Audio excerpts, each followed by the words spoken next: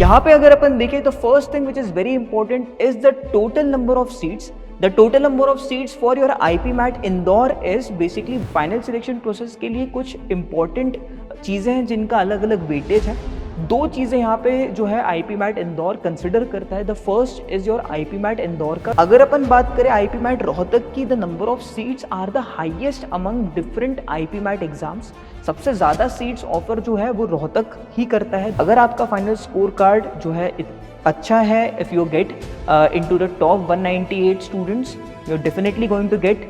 Hello and welcome everyone to your favorite channel of IP Mat Wala for your IP Mat preparation, guys. My name is Parth and today we are going to start with the discussion about the seating matrix and the reservation policy for your IP Mat 2026. IPMAT Indore और IPMAT Rohtak के बारे में अपन सारी चीजें cover करने वाले हैं कि किस तरीके से सीट्स जो है वो अलॉटेड है for different categories as well as what is going to be the selection procedure for your selection. So guys, without any further delay, let us start this session. यहाँ पे अगर अपन देखें तो first thing which is very important is the total number of seats. The total number of seats for your IPMAT Indore is basically 150. ठीक है, 150 seats के लिए ही जो है पूरा कंपटीशन है यहाँ पे. And these 150 seats are distributed among different categories of students. So let us see what is the whole categorization process. अगर मैं देखूं तो कैटेगरीज जो है यहाँ पे they are SC, ST, EWS, PW, OBC and automatically जो बच गया है दैट इज अनरिजर्व्ड और general category. And the percentage breakdown of the seats is as follows. अगर अपन देखें यहाँ पे सबसे पहले you can see over here for SC people, SC category students, the number of seats reserved is 15% of the total seats. 150% का around 15% of the seats are reserved for the ST candidates. Similarly, 7.5% are reserved for the ST candidates.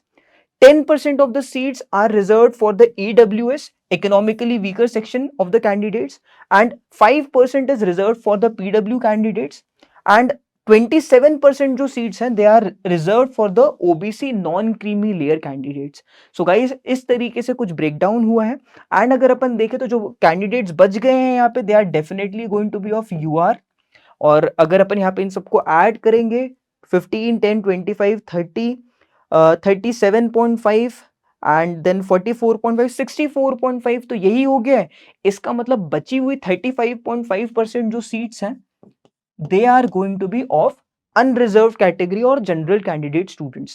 I hope this breakdown of seats is crystal clear. मेरे ख्याल से सभी को समझ में आ गया होगा कि किस तरीके से जो है 150 सीट्स के कितने percentage seats different category of students के लिए जो है अलॉटेड है.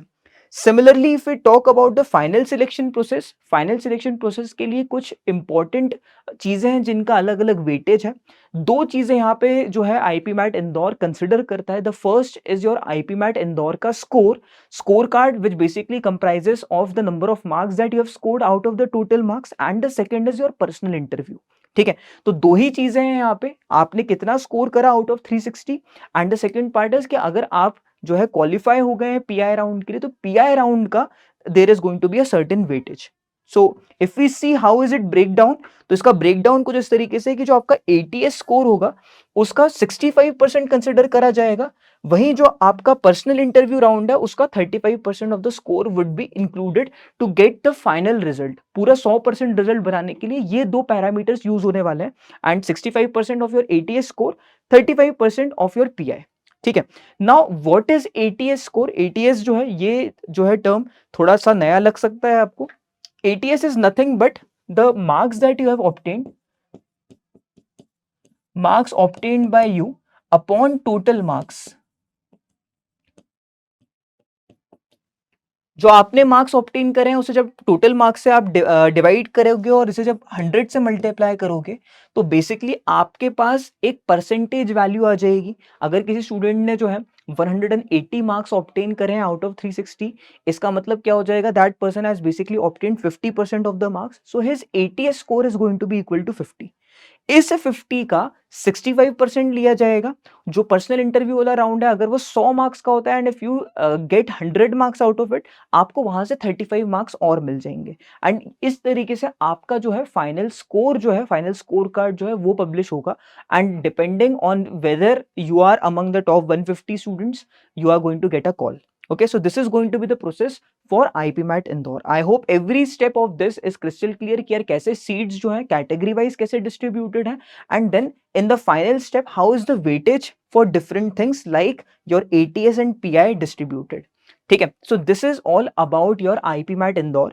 Similarly guys, for IPMAT Rohtak also there are going to be similar seating matrix according to the categories. Let us look at them as well. अगर अपन बात करें IPMAT Rohtak की, the number of seats are the highest among different IPMAT exams. सबसे ज्यादा seats offer जो है वो रोहतक ही करता है, that is 198, while all the other exams they offer around 150 120 seats. 198 students का यहाँ पे जो है बेसिकली सिलेक्शन होता है, और सीटिंग जो है कैटेगरी वाइज कुछ इस तरीके से दी जाती है। 15% to SC just like IPMAT Indore, 70.5% for the ST candidates same as IPMAT Indore. तो इंदौर के ही पूरे नक्शे कदम पे ये पूरा जो है कैटेगरी वाइज जो है सीट डिस्ट्रीब्यूशन हुआ है। यहाँ पे आप देख सकते हो NC OBC के लिए भी 27% ही है यहाँ पे, PW कैंडिडेट्स के लिए 5% है यहाँ पे, EWS के लिए 10% है यहाँ पे, एंड अनरिजर्व के लिए 35% as 35.5% as it was there in your IPMAT Indore exam as well. So it is exactly same as that for IPMAT Indore. तो इसमें कोई चिंता की बात नहीं, अगर आपको उसका समझ में आ गया तो ये भी एकदम वैसा का वैसा ही है। बस यहाँ पे नंबर ऑफ सीट्स जो है वो 150 की जगह पे 198 है। तो आप ये कैलकुलेशंस करके आप डेफिनेटली पता लगा सकते हो कि यार आपको कहाँ जो है where you need to land to get into the IPMAT Rohtak. ठीक है, IIM रोहतक में जाने के लिए आपको कितने नंबर पे कौन सी रैंक पे होना चाहिए, जिससे कि आप एक सेफ तरीके से जो है अंदर आप एडमिशन ले सको। So this is the first step. And the second thing is कि यार यहाँ पे वेटेज किन चीजों का है। तो guys as in case of Indore there were only 2 parameters, that was your score card, that was your ATS, and the second one was कि आपने PI में कैसा परफॉर्म किया है। बट यहाँ पे ऐसा नहीं है, there are more factors over here that are going to result in your selection. पहली चीज तो ये कि आपने टेस्ट में कितना स्कोर करा है, PI again over here matters, as well as your 10th and 12th का स्कोर भी मैटर करता है यहाँ पे। तो किस तरीके से वेटेज ब्रेकडाउन किया गया है जरा देख लो। यहाँ पे आपके टेस्ट के स्कोर कार्ड का 55% लिया जाएगा, PI जो है that is going to constitute your 15% of the result, and the rest 30% are basically distributed as 10% and 20% for your class 10th and your class 12th result. तो क्लास 10th का 10% लिया जाएगा, class 12th का 20% of your result is going to be taken over here, and keeping all of these 4 factors in account, you're going to get your final scorecard. अगर आपका final scorecard जो है अच्छा है, if you get into the top 198 students, you're definitely going to get the seat for your IIM Rohtak, and this is how you're going to get your selection procedure done. So I hope the entire seating matrix as well as the selection procedure depending on the weightage of different factors, it is all clear till here, and you're going to make sure that your practice revolves around everything. अगर आप अभी देखो तो आपके पास जो है रोहतक अगर आपका ड्रीम इंस्टीट्यूट है, definitely you need to work on your class 12th का ग्रेड, साथ ही साथ you need to start with your communication skills for your better PI in both Indore as well as Rohtak का एग्जाम। सो ये दोनों ही चीजें जो है अभी आपको इन पे भी ध्यान देना है। साथ ही साथ जो अपन क्लास में पढ़ रहे हैं एप्टीट्यूड वाला पार्ट, पूरा का पूरा क्वांट्स वाला पार्ट, उस पर पढ़ना ही है, क्योंकि उसका भी वेटेज जो है काफी डिसेंट है। अगर आपका पहला राउंड ही क्लियर नहीं होगा तो आपको ये आगे का कुछ भी नहीं हो पाएगा। So make sure that you are practicing very well and in a balanced way. ठीक है, I will definitely see you with more updates. Take a very good care of yourself and keep practicing. All the best guys, bye bye.